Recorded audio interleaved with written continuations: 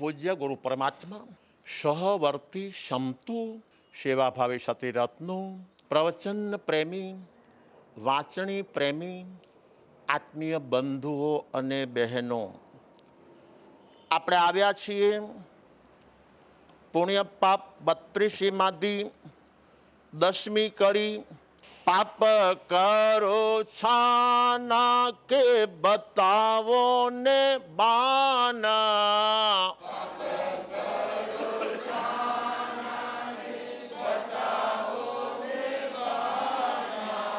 રહે નહીં છાના ને ગાશે ઉદય ગાણા,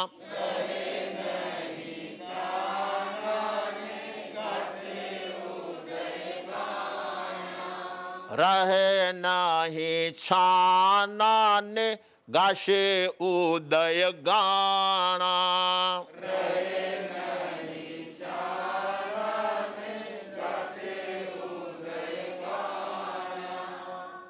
પહેલા નંબરની અંદર જે જીવાત્મા જન્મથી જૈન છે એને ગળથુથીમાંથી સંસ્કાર મળેલા હોય છે.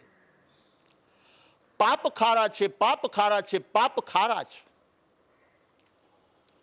પાપ પીડા ઉત્પન્ન કરે છે, પીડા ઉત્પન્ન કરે છે, પીડા ઉત્પન્ન કરે છે. જોજો, જૈનનો દીકરો જ્યારે જન્મ પામે છે એ સમયે એના વડીલો એને ગળથુથીમાં ગોળનું પાણી આપે છે.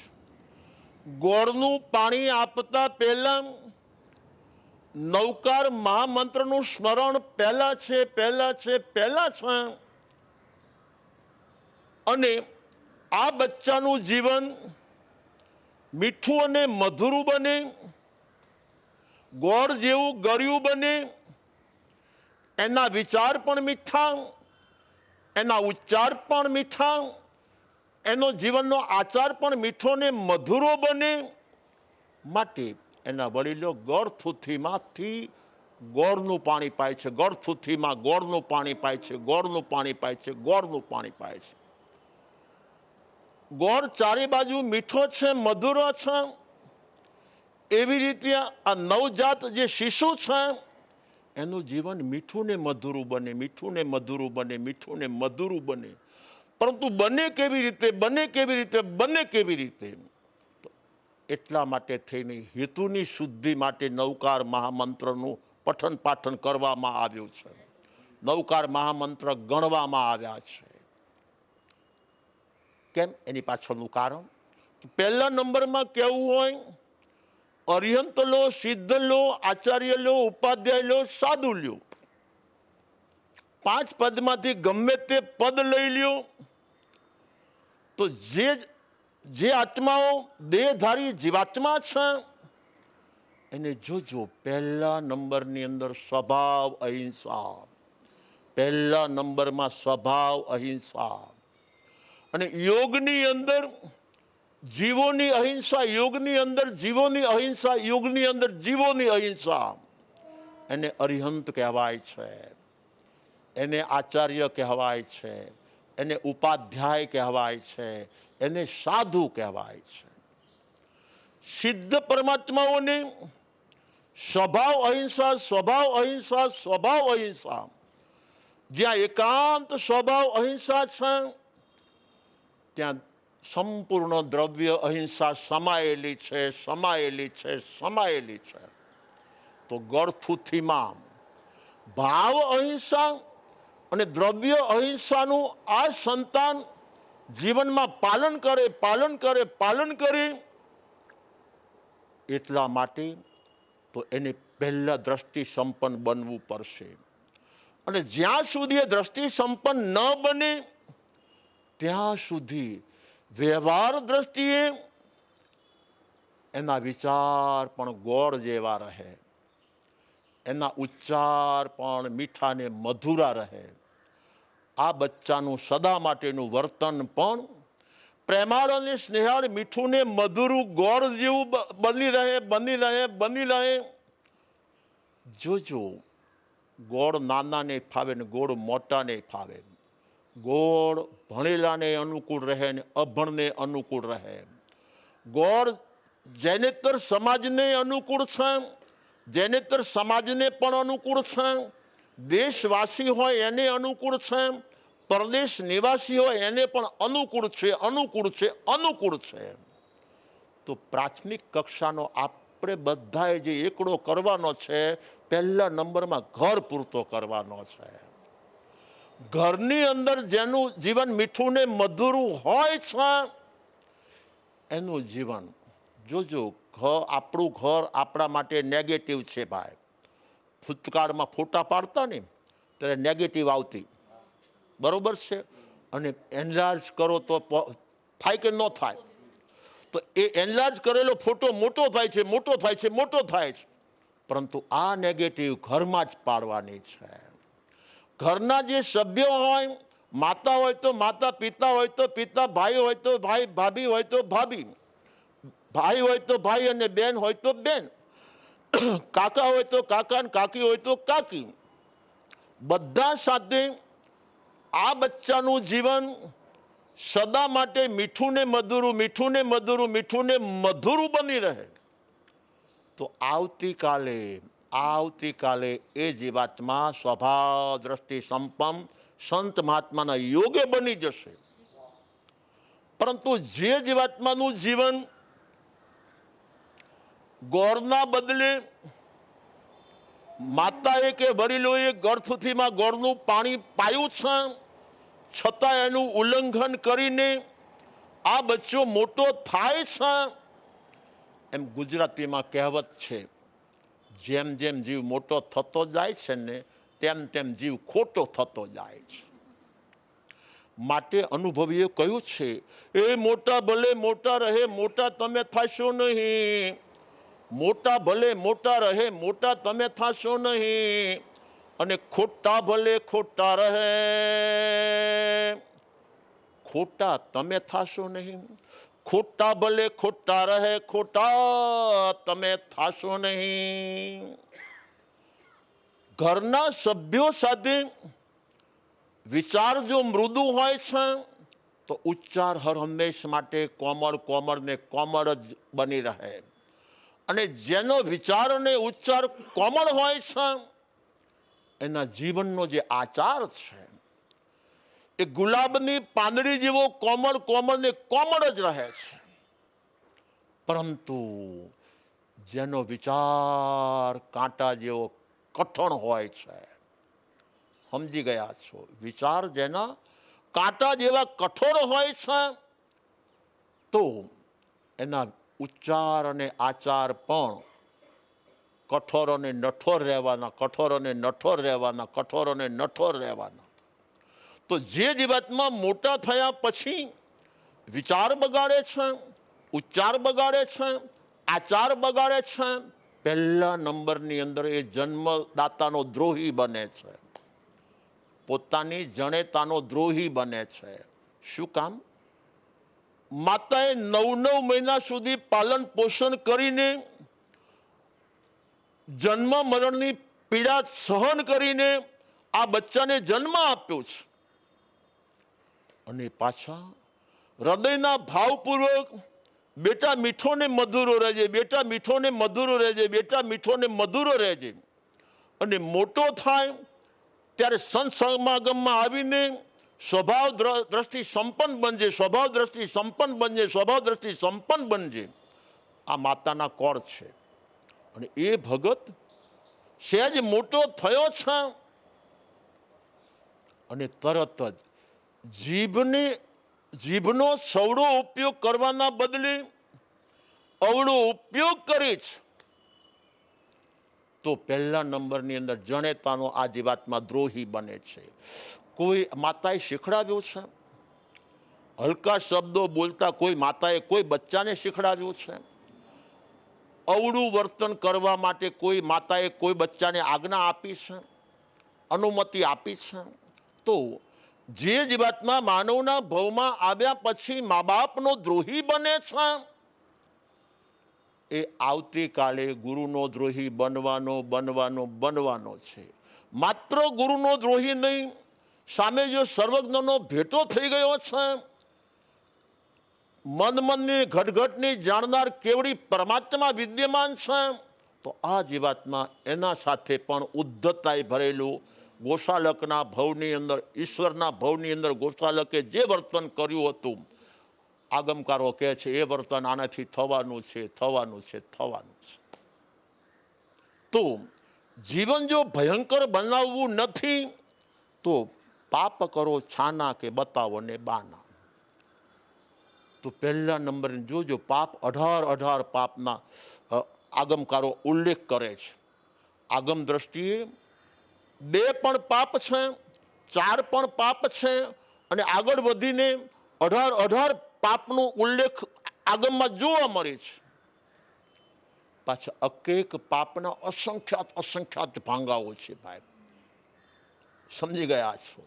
તો પહેલા નંબરની અંદર જોજો, ઘરની અંદર કીડીઓ ઘણી ઉભરાઈ છે, ઘરમાં કીડીઓ ઘણી ઉભરાઈ છે, તો પ્રાય કરીને દેરાસરી સાવરણી લઈને બહેન દોડવાના છે. એક બહેન દોડે છે તો પાછળ બીજા બહેન પણ જાય છે, અને હળી મળીને કીડીને દૂર કરવા પ્રયત્ન કરે છે, પ્રયત્ન કરે છે, પ્રયત્ન કરે છે. કીડીઓને દૂર કરવા માટે બહેનો પ્રયત્ન કરે છે, પરંતુ છાનામાના નહીં, છાનામાના નહીં, છાનામાના નહીં. પરંતુ 500 કીડીને દૂર કરવા માટે પ્રયત્નો ચાલુ હતા, અને એમાંથી 2 કીડીનું આયુષ્ય પૂરું. તો આ પાપ જે થયું છે, છાનું પાપ થયું છે ભાઈ. અંદર પાપ કરવાના ભાવ નથી, બચાવવાના ભાવ છે, પરંતુ બચાવતા બચાવતા 2-4 કીડી આવી જાય છે. તો જોજો, મોટા બહેન નાના બહેન પાસે અરેરાટી કરે છે, અને નાના બહેનના હાથથી થયું છે તો મોટા બહેન પાસે એનો સ્વીકાર કરી લે છે. તો પાપ કરો છાના, મારે એ કહેવું છે. અમુક પાપ ન કરવા છતાં પણ થઈ જતા હોય છે, પરંતુ હવે અસત્ય બોલવાનું છે. તો વ્યક્તિ અસત્ય જાહેરમાં બોલે છે અને ખાનગીમાં પણ બોલે છે, સમજી ગયા છો? જો હિંસાના પાપ કરવાના છે તો કીડી મારવાના જે પાપ છે એ પ્રાય કરીને કોઈ છાના કરતું નથી, પરંતુ ગર્ભપાત કરવાના પાપ જે છે હિંસા છે ભાઈ. આ જીવાતમાં કોઈ ન જાણે, કોઈ ન જાણે, કોઈ ન જાણે. ભલા માણસ, તું માને છે કે તને કોઈ નથી જાણતું, કોઈ નથી જાણતું, કોઈ નથી જાણતું?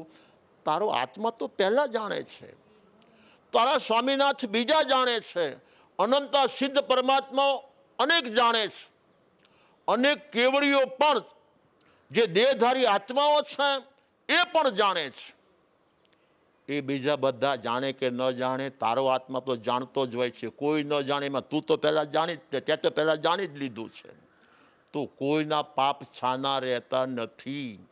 અને જ્યારે આ જીવાતમાં નાના મોટા પાપ છાના કરતો હોય છે તો એના સહવર્તીને જોજો, આ તો તમે મારા પોતાના છો ને, તમે મારા પોતાના છો એટલે ખુલ્લા દિલે કહી દઉં છું, પરંતુ ભૂલે ચૂકે તમે બીજા કોઈને કહેતા નહીં. સમજી ગયા? શું કામ ભાઈ? પાપ છાના રાખવાના છે, છાના રાખવાના છે, છાના રાખવાના છે. તો અનુભવી આત્મા કહી રહ્યા છે કે જે વાત તારા પેટમાં ન રહી એ હામેલાના પેટમાં ક્યાં રહેવાની છે? સમજી ગયા? તો એ પાછો એનો મિત્ર મળે ને, જોજો, કહેતા નહીં, કોઈને કહેતા નહીં. આ તો આપણે 2 અંગત છીએ માટે કહું છું. તો મારે એ કહેવું છે, 2 કાનની વાત 4 કાને જાય છે, 4 કાનની વાત 6 કાને જાય છે, અને 6 કાનની વાત 6000ના કાને જાય છે. એટલે પાપ કરો છાના કે બતાવો ને બાના. જે જીવાત્માને વિવિધ પ્રકારના પાપની અંદર બાના બતાવવાની ભાવના રહે છે, વૃત્તિ રહે છે, અને ગમે ત્યારે ફડક દઈને ગમે તે બાના બતાવી દે છે. બાના બતાવનારો કોઈ દિવસ બહાદુર ન બની શકે. જેને બહાદુર બનવું છે, શૌર્યવાન બનવું છે, એ જીવાત્મા સામે સવડી વાત આવી હોય તોય ભલે, અવળી વાત આવી હોય તોય ભલે. સમજી ગયા છો ભાઈ? મેં પાપ કર્યું છે અને આ જીવાતમાં આવીને મને કહે છે તમારા માટે મેં ફલાણું પાપ સાંભળ્યું છે, તોય મૌન રહેવું જરૂરી છે. બાના બતાવવાની જરૂર બિલકુલ નથી. અને આ જીવાતને પાપ નથી કર્યું, આ જીવાતને પાપ નથી કર્યું, છતાં આ જીવાતમાં સામે આવીને કહે છે કે ભાઈ તમારું નામ આવ્યું છે, તમારું નામ આવ્યું છે, તમારું નામ આવ્યું છે. તો પણ આગમકારો કહે છે મૌનમ શ્રેષ્ઠમ. સમજી ગયા છો? તો એ મૌન પ્રશંસનીય છે, પ્રશંસનીય છે, પ્રશંસનીય છે. એક જીવંત કિસ્સો કહું છું ભાઈ. આપણા ગુજરાતમાં જ બની ગયેલો કિસ્સો છે. મહાત્મા એ મહાત્મા છે, જેનેતર સમાજના સંત છે. સંત કહેવાય કોને? ભગત કહેવાય કોને? ભગવાનના ભજનિયા હવાર બપોર હાંજ લલકારતો એને ભગત કહેવાય છે. ભગવાનના ભજનિયા હવારે લલકારે, બપોરે લલકારે, હાંજે લલકારે. સંત કહેવાય કોને? દરેક સ્થિતિમાં, દરેક પરિસ્થિતિમાં શાંત, પ્રશાંત અને ઉપશાંત રહે, આનું નામ સંત છે. તો મહાત્મા ગલીએ ગલીએ ભજન લલકારે, ભજન લલકારે, ભજન લલકારે. તો હવે ભગવાનના ભજન બધાને ફાવે, બધાને ફાવે. સમજી ગયા છે? બધાને અનુકૂળ રહેવું હોઈ શકે નહીં. તો એકવાર આ સભાને કહેવામાં આવ્યું કે ભાઈ થોડાક દૂર જઈને ભજન લલકારો તો ઠીક છે. બીજી વાર કહેવામાં આવ્યું, ત્રીજી વાર કહેવામાં આવ્યું. સભાને ખબર છે, પરંતુ આ સભાએ આ મહાત્માને કહ્યું નથી. ત્યારે ઓલો ભગત જે સભાને કહી ગયો, જોજો ભાઈ, જે હંમેશા માટે ડરપોક હોય છે ને એ પાછળ વાત બહુ કરે. આગમકારો લખે છે, આચાર્ય સૂત્રમાં પાઠ આવ્યો છે કે જે જીવાતમાં નિડર નથી, ડરપોક છે, જે જીવાતમાં નિર્ભય નથી, ભયભીત વાળો છે, એ જીવાતમાં પાછલા બારણે વાત કરે, પાછલા બારણે વાત કરે, પાછલા બારણે વાત કરી. તો ઓલા જેને ભજનિયા ગમતા નહીં હોય ને, તો આવડી મોટી સભા હતી, એમાં છેલ્લા શ્રોતાને આવીને કહી ગયા, મહાત્માને કહી દેજો, મહાત્માને કહી દેજો, મહાત્માને કહી દેજો. ભજનિયા આયનો લલકારે, આયનો લલકારે, આયનો લલકારે. પરંતુ મહાત્માની સામે જઈને કોણ ભેલા? વાયેલા ભગતને કહેવું છે અને મહાત્માને કહેવું છે, પણ ના, સમજી ગયા છો ભાઈ કે જે જીવાતમાં પેટનો મેલો હોય છે એ જીવાતમાં બધે જઈ શકે, મહાત્માની સામે નહીં આવી શકે. વિષય, વ્યસન અને વહેમ, વિષય, વ્યસન અને વહેમ પ્રભુને ભજવા દે કેમ?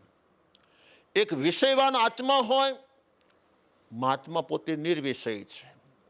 સાચા મહાત્મા હોય, નિર્વિષય હોય છે, વિષયથી રહિત હોય છે.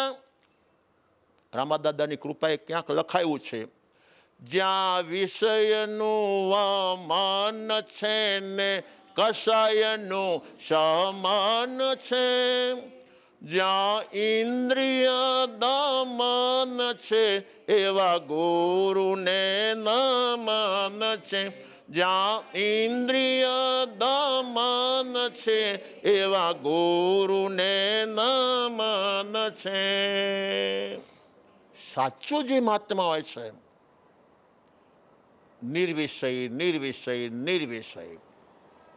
ટોચ કક્ષાનો સંત હોય છે, અકસાઈ, અકસાઈ, અકસાઈ.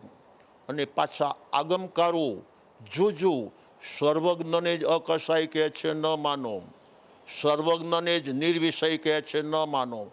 સર્વજ્ઞ તો નિર્વિકારી 100% છે ને છે જ, અને સર્વજ્ઞ કસાઈ રહિત 100% છે ને છે જ. પરંતુ પ્રેક્ટિકલ, પ્રયોગાત્મક, જેના જીવનનું લેવલ હજી સ્ટેજ નીચું છે, 6થું ગુણસ્થાનક છે, 7મું ગુણસ્થાનક છે, 8મું ગુણસ્થાનક છે, 9મું ગુણસ્થાનક છે, 10મું ગુણસ્થાનક છે, અરે 11મું ભલે હોય, છતાં પણ આગમકારો કહે છે હજી છદ્મસ્ત અવસ્થા છે. 12મા ગુણસ્થાનક સુધી છદ્મસ્ત અવસ્થા છે, છઠ્ઠાથી માંડીને 12મા સુધીના જે જીવાત્માઓ છે એ હજી છદ્મસ્ત અવસ્થામાં છે. છતાં આગમકારો કહે છે જીર્ણ નહીં, જીર્ણ શંકાશા. સમજી ગયા છો? છઠ્ઠા ગુણસ્થાનકથી માંડી અને 10મા ગુણસ્થાનક સુધીના આત્માઓ માટે આગમકારોએ કઈ આપ્યું છે? જીર્ણ નહીં, જીર્ણ શંકાશા. આ સાક્ષાત જીનેશ્વર દેવ નથી, જીનેશ્વર દેવ તુલ્ય છે, જીનેશ્વર સમાન છે. ક્યારે કહે આ જીનેશ્વર દેવ છે એ કસાય રહિત છે, તો આ છદ્મસ્ત અવસ્થામાં છઠ્ઠા, 7મા, 8મા, 9મા, 10મા ગુણસ્થાનકમાં છે, છતાં એ પણ જોવા મળે છે કસાયનો અભાવ, કસાયનો અભાવ, કસાયનો અભાવ. ત્યારે ઓલો ભગત 2 થી 3 વાર પાછળ કહીને જતો રહ્યો હશે. ત્યારે મહાત્મા તો મહાત્મા છે, એ તો નિર્દોષ જીવાત્મા છે, નિષ્પાપી આત્મા છે. ભજન્ય લલકારતા લલકારતા આવ્યા છે ને ભજન મંડળી જામી છે. તો ઓલા ભગતને એક દિવસ એવો ગુસ્સો ચડ્યો, એવો ગુસ્સો ચડ્યો, એવો ગુસ્સો ચડ્યો. એક બહેનને સમજાવીને, બહેનને પોતાના કરીને, અને તાજું જ બાળક હશે, જન્મેલું બાળક હશે, મહિના, 1.5 મહિનાનું, 2 મહિનાનું બાળક હશે. તો એ બહેન આ સભા વચ્ચે લઈને આવ્યા છે. આ જીવંત કિસ્સો છે ભાઈ. સભા વચ્ચે લઈને આવ્યા છે અને ભક્તો બધા ભગવાનના ભજન્ય લલકારતા હતા. એ સમયે બૂમ પાડીને કહ્યું છે આ સંત નથી, શૈતાન છે. આ ભગત નથી, પૂરેપૂરો ઠગ જ. શું કામ? આ બેન બોલી રહ્યા છે આ બાળક આ મહાત્માનું છે, બાળક આ મહાત્માનું છે, બાળક આ મહાત્માનું છે. ત્યાં તો બધા જે ભજન લલકારતા હતા ને એ સ્તબ્ધ બની ગયા, સ્તબ્ધ બની ગયા, સ્તબ્ધ બની ગયા. ઓહો, આ આપણા મહાત્મા! અને એનો ભાંડો ફૂટી ગયો, એનું પાપ પ્રગટ થઈ ગયું. તો એ સમયે જોજો, સંત મહાત્મા જૈન ન હતા, જૈનેતર સમાજના સંત હતા. છતાં તેરી ભી ચૂપ અને મેરી ભી ચૂપ. સમજી ગયા છો ભાઈ? મારે એ કહેવું છે, પરિસ્થિતિ બને માટે ઉશ્કેરાટમાં આવવાની, આવેશમાં આવવાની, ઉગ્રતામાં આવવાની આગમકારોએ ક્યાંય કોઈને છૂટ આપી નથી. શું કામ? કસાયની અગ્નિ તો બાળે બાળે ને બાળે છે. તો ઓલા બહેન સભા વચ્ચે બાળક આ સંત મહાત્માના પગમાં મૂકીને, આ બાળક આ મહાત્માનું છે, મહાત્માનું છે, મહાત્માનું છે. સંત કહેવાય કોને? સદા માટે સ્મિતયુક્ત ચહેરે રહે એનું નામ સંત છે. મોઢાની એક રેખા ન ફરે એનું નામ સંત છે. પરિસ્થિતિ પરિવર્તન ગમે એટલી લે, છતાં આ મહાત્માની મોઢાની રેખા ફરે નહીં. ગુલાબનું ફૂલ જોજો, ગુલાબનું ફૂલ છોડ ઉપર હોય છે તો એ રૂડું ને રૂપાળું, સુહામણું, દર્શનીય દેખાય છે. અને આ ભગતને ગમતું હોય છે, એને ચૂંટી લીધું છે, હાથમાં આવી ગયું છે. હવે તો સમજી ગયા છો ભાઈ, હવે તો દિન પ્રતિદિન કર્માવાનું, કર્માવાનું, કર્માવાનું. છતાં એનું ઉજ્જવળપણું જોઈ લ્યો, એની સુગંધ જોઈ લ્યો. ગઈકાલે છોડ ઉપર હતું, આજે આ ભગતના હાથમાં આવી ગયું છે, હથેળીમાં છે. છતાં પણ એમાં બીજો કોઈ ભાવ ખરો? તો સંત મહાત્મા આવા હોય છે. ત્યારે ઓલી બહેન તો જાહેરમાં પબ્લિક વચ્ચે બચ્ચાને મૂકીને રફુ ચક્કર થઈ ગઈ છે. હવે આ પબ્લિક રે, આ મહાત્માને મારું, આ મહાત્માને મારું, આ મહાત્માને મારું. મહાત્મા એક જ વાત છે. શું એમ વાત છે? શું એમ વાત છે? બચ્ચું મૂકીને ગયા તો એ બહેનને પ્રેમ સબર. શું બહેન આમ વાત છે? હવે આ પબ્લિક આ ગામમાં રહેવા દઈએ? સમજી ગયા છે. આ મહાત્માને તગડીને કાઢ્યા છે, મારીને કાઢ્યા છે. તો છેક ગામના સીમાડા સુધી આ પબ્લિક બધી સાથે આવી છે. છેવટે પબ્લિક થાકીને તો પાછી ગામ તરફ વળી ગઈ કે શું એમ વાત છે? સમજી ગયા છે. વર્ષ થયું છે, 2 વર્ષ થયા છે, 5 વર્ષ થયા છે, ગમે તે ગામમાં જાય બધા લોકો આ મહાત્માને તગડે છે, તગડે છે, તગડે છે, ઈધર નહીં, ઈધર નહીં, ઈધર નહીં. તો મહાત્મા તેરી ભી ચૂપ અને મેરી ભી ચૂપ. શું એમ વાત છે? તો આગલું ગામ સમજી ગયા છો. તો એને રાજ્ય ફેરવી નાખ્યું. પરંતુ જ્યાં વિરાજ્યમાં ગયા છે તો ત્યાં પણ જોજો હવા તો ચારે બાજુ જાય, એમાં અવળી હવા તો વાયુ વગે, વાયુ વગે, વાયુ વગે. ઓછામાં ઓછા 5-10 વર્ષ થઈ ગયા છે, છતાં મહાત્માએ મહાત્માપણું છોડ્યું નથી અને મગજની બ્રેક ગુમાવી પણ નથી. આનું નામ મહાત્મા છે. સમજી ગયા છો? તો આગમકારો કહે છે જીર્ણ નહીં જીર્ણ શંકાશા, કે સાક્ષાત આ દિનેશ્વર નથી, છદમસ્ત આત્મા છે, નીચેલા સ્ટેજે છે, છતાં એનું મગજ ગુમાવતા નથી. એનું નામ મુનિ છે. મુનિ કહેવાય કોને? મુનિપણું સ્વીકાર્યા પછી એક ક્ષણ પણ જે જીવાતમાં મગજ ગુમાવતો નથી, આનું નામ મુનિ છે. સાધુ કહેવાય કોને? કસાયનો કાળો ડાઘ ચેતનની ચાદર ઉપર ન લગાડે, આનું નામ સાધુ છે. ત્યારે કોઈ બાનું બતાવ્યું ત્યારે આપણે ઘરમાં જોજો, નાની નાની બાબતો હશે તો આ જીવાતમાં છટકવા માટે થઈને કેટલાય બાના બતાવશે, કેટલાય બાના બતાવશે, કેટલાય બાના બતાવશે. બાના જે બતાવતા હોય છે ને એ મોનોલોજિક જોઈ લ્યો. જે જીવાતમાં વાતે વાતે બાના બતાવતા હોય છે, પ્રાય કરીને પહેલા નંબરમાં એની દ્રષ્ટિના જીવનમાં ભૂલ છે. બીજા નંબરની અંદર એના વિચાર, વાણી ને વર્તન. આજે વર્ષો વીતી ગયા હોય છતાં એ ભૂલ ભરેલા છે, ભૂલ ભરેલા છે, ભૂલ ભરેલા છે. એ ભૂલમાંથી છટકવા માટે થઈને વ્યક્તિ બાના બતાવ્યા જ કરે છે, બતાવ્યા જ કરે છે, બતાવ્યા જ કરે છે. તો સાચા જે સંતો હશે, જોજો 500 વ્યક્તિઓ ઘાણીમાં પીલાઈ ગયા, 500 સાધુ ઘાણીમાં પીલાઈ ગયા છે. કદાચ જે લોકોનું કથાનક ચાલતું હશે તો 2 વચ્ચેનું ચાલતું હશે. કથાનક જે હશે તો આ રાજા છે અને આ નાયક સંત છે, કદાચ એ 2 વચ્ચે ભૂતકાળમાં જે બન્યું તે બન્યું હશે, પરંતુ આજે એના દંડ રૂપે દેહાંત દંડ થયો છે. છતાં જો બાનાબાજી કરતા નથી, આનું નામ સંત છે. તો આ જ વાતમાં ડગલે ને પગલે, ડગલે ને પગલે, ડગલે ને પગલે હું છટકી જાઉં, હું છટકી જાઉં, હું છટકી જાઉં. વિતરાગના શાસનમાં કોઈ છટકી શકતું નથી. કદાચ જે જીવાતમાં કહેવું હોય તો કહી શકાય બોધો પુણ્યનો ઉદય હોય, બોધો પુણ્યનો ઉદય હોય તો કદાચ સામેલાના હાથમાંથી છટકી શકે છે. વિતરાગના શાસનમાં બોધા પુણ્ય હોય તો પણ છટકી શકાતું નથી. તો પાપ કરો છાના કે બતાવો ને બાના. હવે નાગેશ્રી બ્રાહ્મણીને જોઈ લો.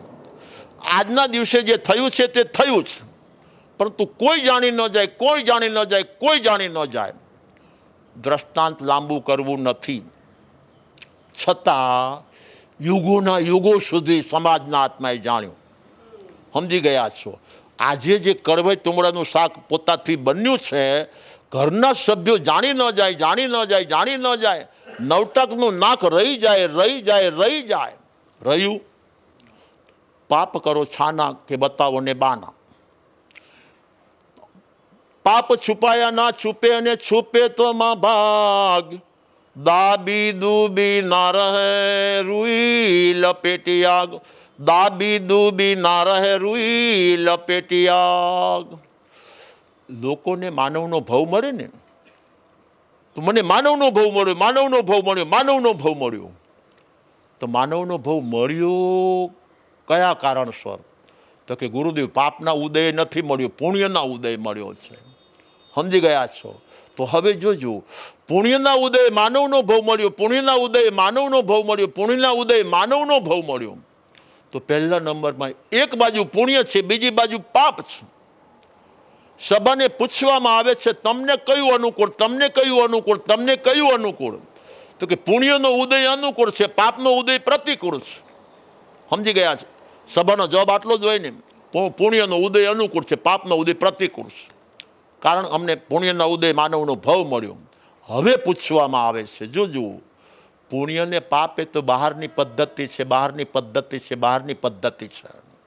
હવે અંદરની પદ્ધતિ શું છે, અંદરની પદ્ધતિ શું છે, અંદરની પદ્ધતિ શું છે એ જોઈ લ્યો. સ્વભાવ પ્રિય કે વિભાવ પ્રિય, સ્વભાવ પ્રિય કે વિભાવ પ્રિય, સ્વભાવ પ્રિય કે વિભાવ પ્રિય. શું પ્રિય છે ભાઈ? તો બધા બંધુને બહેનો જાણતા હોય કે ન જાણતા હોય, ગુરુદેવ સ્વભાવ અનુકૂળ છે, વિભાવ પ્રતિકૂળ છે, સ્વભાવ અનુકૂળ છે, વિભાવ પ્રતિકૂળ છે. તો હવે વિભાવ અંદરથી એક છે ભાઈ, વિભાવ અંદરથી એક છે, માત્ર વિભાવ વિભાવ વિભાવ, વિકૃત ભાવ વિકૃત ભાવ વિકૃત ભાવ, એનું નામ વિભાવ. સમજી ગયા છે? પરંતુ બાહ્ય એના ફણગા 2 ફૂટે, પુણ્ય ને પાપ, પુણ્ય ને પાપ, પુણ્ય ને પાપ. સમજી ગયા છે? પુણ્ય ને પાપ એ વિભાવના બચ્ચા છે. તો હવે પુણ્યના ઉદય માનવનો ભવ લાવો. સમજી ગયા છો? મારે જે વાત કરવાની છે, તો મારે એ કહેવું છે, પાપ કરો છાના કે બતાવો ને બાના. મને માનવનો ભવ પુણ્યના ઉદયથી મળ્યો, પુણ્યના ઉદયથી મળ્યો, પુણ્યના ઉદયથી મળ્યો.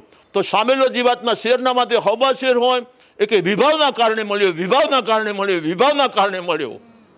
સમજી ગયા છે ભાઈ? દરેક જીવાત્માને માનવનો જે ભાવ મળ્યો છે એ પોતાના વિભાવના કારણે મળ્યો છે. પણ વિભાવ 2 પ્રકારનો છે, એક પુણ્ય બાબતનો છે, એક પાપ બાબતનો છે. આજનો સમય આવી ગયો છે તો ટૂંકું ને છટ, સહેલું ને છટ, પાપ કરો છાના કે બતાવો ને બાના, રહે નહીં છાના. આ જીવાત્મા અનંતકાળથી વિભાવમાં છે. એનું આ જીવતું જાગતું દ્રષ્ટાંત હોય તો નખથી માંડીને શીખ સુધી જોઈ લ્યો. સમજી ગયા છો? અનંતકાળથી આ જીવાત્મા વિભાવમાં છે. વિભાવના કારણે અનંત ભવ કરવા પડ્યા છે. અને આજનો ભવ પણ વિભાવનું નોટિસ બોર્ડ છે. સમજી ગયા છો? કોઈનું પાપ છાનું રહેતું નથી. આ પ્રગટ પાપ આવડું મોટું દેહ દેખાય છે, એ જ કરેલા પાપનું ફળ છે ભાઈ. સમજી ગયા? કોઈના છાના રહે છે. માટે કોઈ ગમે તે પાપ હોય, કોઈ દિવસ છાના રાખવા પ્રયત્ન કરવો નહીં. અને જે જીવાતમાં છાનું રાખે છે, ઓલા ખેડૂતો મને કહે છે, અમે જે દાણા છુપાવી દઈએ છીએ ને, અમે જે દાણા જમીનમાં છુપાવી દઈએ છીએ એ ઉગે છે, ઉગે છે, ઉગે છે.